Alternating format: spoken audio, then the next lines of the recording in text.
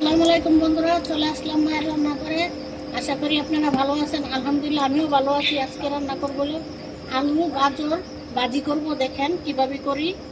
কড়াই বসাই দিছি, এখন একটু তেল দিয়ে দিব। তেল দিয়ে দিলাম, পেঁয়াজ কাঁচামরিচ দিয়ে দিব, পরিমাণ মতো লবণ দিয়ে দিব, একটু হলুদের ফাঁকি দিয়ে দিব। পেঁয়াজ কাঁচামরিচটা একটু ভাজা হোক। পেঁয়াজ কাঁচামরিচ ভাজা হয়ে গেছে, এখন আলু গাজর দিয়ে দিব।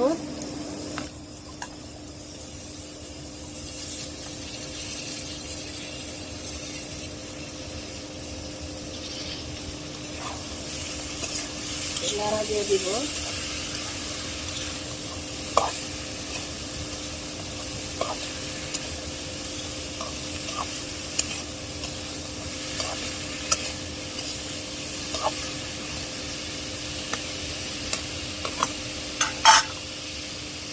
রেখে দিলাম, নাড়া দিয়ে দিব।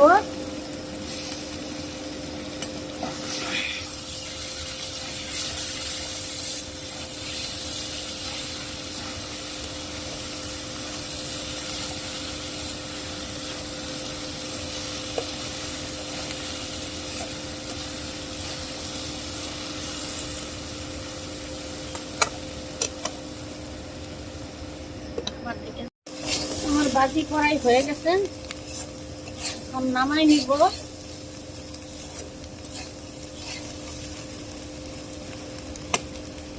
নামাই নিলাম।